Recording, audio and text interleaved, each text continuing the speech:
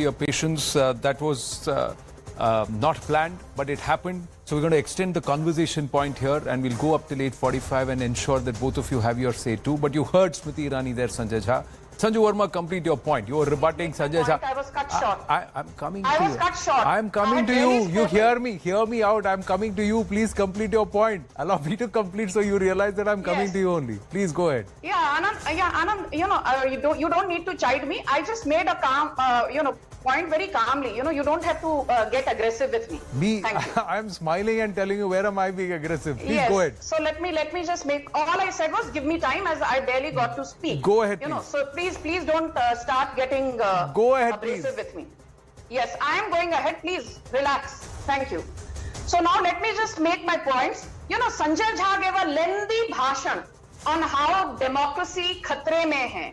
So I just want to remind Sanjay Jha, it's not that we need a certificate from Joe Biden, who told Prime Minister Modi that, you have showcased that democracy indeed matters, or that we indeed need a certificate from the Australian PM Anthony Albanese, who also said to Prime Minister Modi on his recent visit that you showcase the spirit of democracy and you showcase the fact that democracy is still thriving and vibrant in India. But closer home, forget about what global leaders say. Closer home, in 2014, 17.6 crore people voted for the Narendra Modi government with a thumping majority. In 2019, the numbers were even better, with 23 crore people voting en masse for Narendra Modi, which means there was a 31% rise over the 2014 numbers. And for the Congress to sit here and wax eloquent saying that Narendra Modi has deinstitutionalized democracy is a bit too rich. And speaking of corruption, let me just read out in 20 seconds the report card of the Congress top brass. We have Sonia Gandhi out on bail in the National Herald scam. We have Rahul Gandhi out on bail in the National Herald scam. We have P. Chidambaram, who is out on bail in the INX media scam. We have Priyanka Vadra's husband, Jijaji Robert Vadra, who's out on bail in the Bikaner land grab scam. So what right does the Congress have to sit here and give a bhashan on corruption? It is like the pot calling the kettle black. Chori upar se seena jodi. Now look at Prime Minister Narendra Modi's record. And Anand, just 20 seconds. I think finally the biggest indicator of how efficiently a government has delivered is what it has done in terms of last mile delivery. The largest financial inclusion scheme in the world, Jan Dhan Yojana, with more than 48 crore bank accounts opened. The largest sanitation scheme in the world with more than 11 crore Swachh Bharat toilets opened. The largest health insurance scheme in the world with over 22 crore Ayushman cards distributed to the poor and the marginalized. I'm talking of the Ayushman Bharat scheme. And let me tell you, for people who used to say that, no new projects are taking off the ground. In Vadodara, a massive manufacturing facility for manufacturing C-295 aircraft is coming up. In Bengaluru, you have the world's Asia's largest chopper manufacturing facility being set up by HAL. Then in 2017-18, you had Samsung, which set up one of its largest plants in Noida globally anywhere in the world. Today, Maruti outsources from India everything that it exports to other parts of the world. And most importantly, Amazon. Do you know where Amazon has its largest facility center? It is not in the United States. Amazon's largest facility center is at Hyderabad. And I remember while inaugurating this facility center in 2019, Jeff Bezos, the head honcho of Amazon, said that we are doing this thanks to the ecosystem and enabling environment provided by Prime Minister Narendra Modi. I always say that, the data speaks for itself. Do you remember, Anand, a couple of years back, You have to yield in 20 seconds. P. Chidambaram, just 20 seconds. P. Chidambaram mocked the Digital India revolution that was underway and said Digital India will never take off. And look at the irony. Last month, 890 crore transactions were done. The value was 14 lakh crore. Can you imagine 14 lakh crore worth of UPI transactions done in a single month? And and the Congress has the audacity to say that Modi Sarkar ne kuch nahi kiya. Please stop wearing these blinkers and wake up and Okay, smell the yield, please. coffee. Yield, please. Wake up and smell the coffee. Yield, please. Sanjay Jha, respond. अब आपने कहा stats नहीं है, ये जो इतने आगे मैं खुद ही भूल गया हूँ. इनको कैसे याद रहता है? I don't understand. But please respond. Anand, to be very honest with you, you have had two people from the government speak, and then you have had the BJP spokesperson. This is a lopsided debate. Let's make it a little more dispassionate. Now, I will come to the data. There's too much of rhetoric. Actually, I've heard no data, only rhetoric. So let me answer the first point, which nobody answered. And what a sad and a tragic day for everyone watching your program. To all the viewers of CNN, think about it, ladies and gentlemen. That Smriti Irani comes on the program. You have a BJP spokesperson here.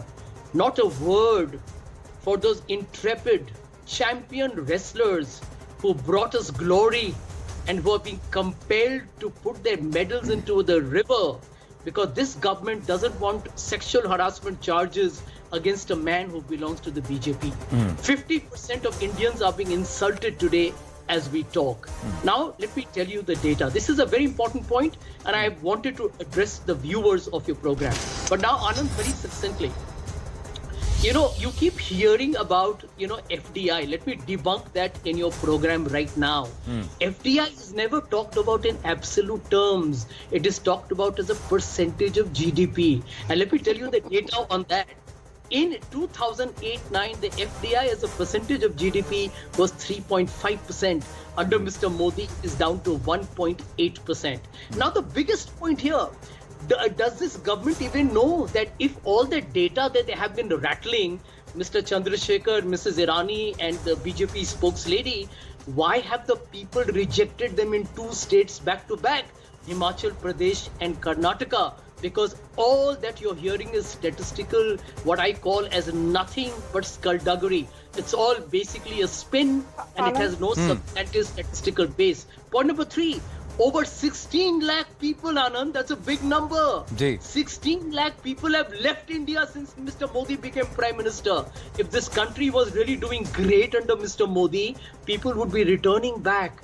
The brain drain has accelerated. People with wealth, I'm talking about people with not just entrepreneurial skills, but dollar millionaires have left India in thousands and lakhs because they find India suffocating, they're scared, and they don't want to live where they are finding the society insufferably toxic.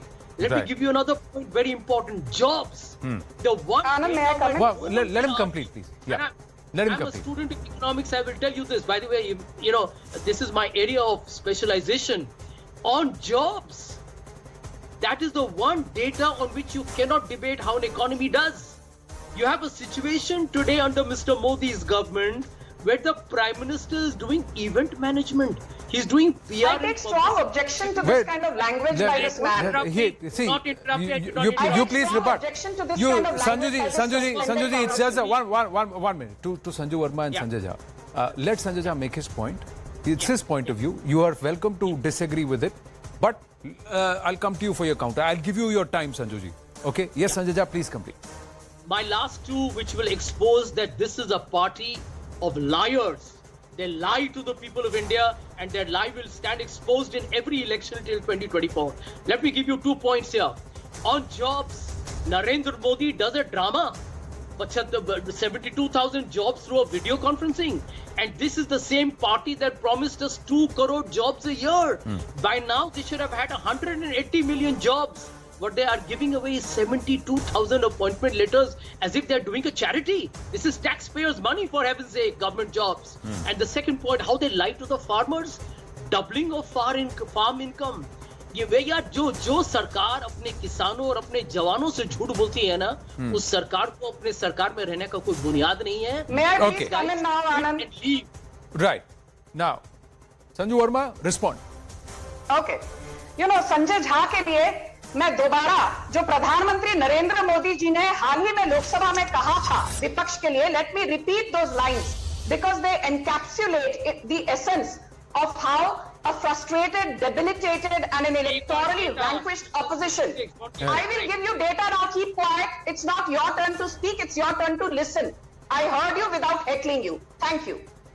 Pradhan try Mantri to- Narendra Modi ji, Take it to your notice. Anand, you will have to Okay. now moderate No, the debate he's because quiet. this He's man quiet. is He's losing quiet. his marbles. He's quiet. He's quiet. No. He's quiet. Like Thank I you. said, let's not. We've had a fantastic conversation so far. Yes. Both of you are making your point. Let's try and maintain that decorum. Let please. me make That's my my only points now. request. Please, Sanjay Jha, allow Sanju Verma to make her point. Yeah. Sure. Thank you. Yes.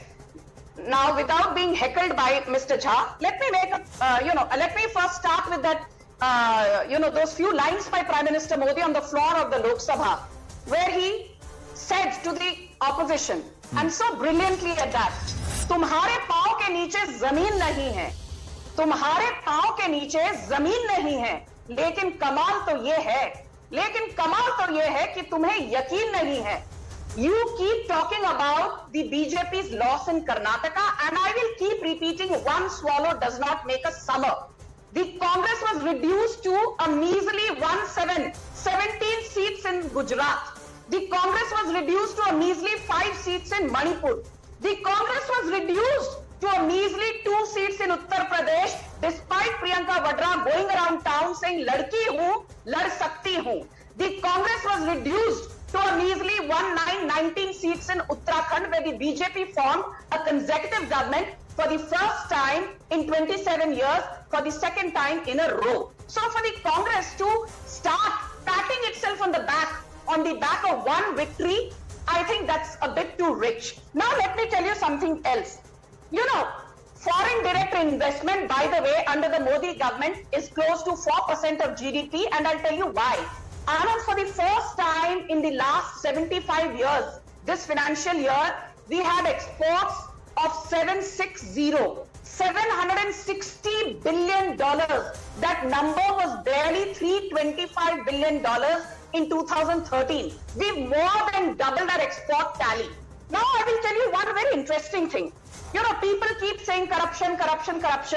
Some of the biggest NPAs, be it Bhushan Steel, be it SR Steel, be it Lanco Infra, be it Era Construction, be it JP Infra, be it Monet Ispat, all these companies turned into NPAs because of blanket loans being given without prudential norms being followed under a corrupt Congress dispensation. And I'm very happy to tell you, more than 8.6 lakh crore of bad assets and NPAs have either been recouped or monetized by the Modi government, which I think is brilliant, given that we inherited such a poor legacy. Now, talking of the fact that, Sanjay Jha always accuses the Modi government of being majoritarian.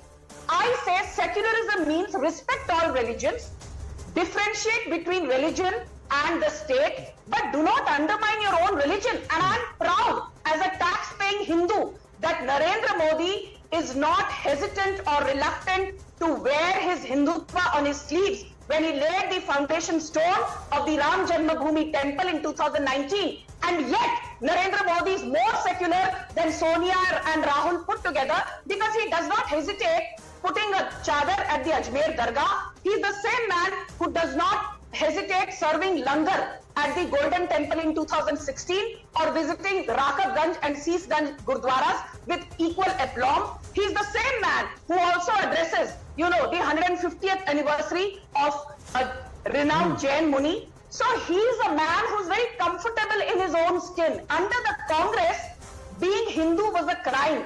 So Sanjay Jha needs to relearn and unlearn the definition of majoritarianism. And just last 20 seconds. I think one of the biggest successes of the Modi government, Anand, and this is your area of expertise, has been foreign policy. I mean, today we are chairing the G20. We just relinquished, after serving 2 years as the chair for the, non-permanent membership of the United Nations Security Council. We are amongst the few nations who, despite tremendous bullying, did not hesitate to sign the S-400 deal with Russia in 2018. We dehyphenated our policy with respect to Israel and Palestine. We are not. I think I can go on and on and on. Yes, I know both you and Sanjay Jha. I know both you and Sanjay Jha have the ability to go on and on and on, but I have the limitation that I have to pause. To the lady and the gentleman, thank you for a very sane, engaging debate, and thank you for your patience. I have run out of time here on this segment. I have to take a very short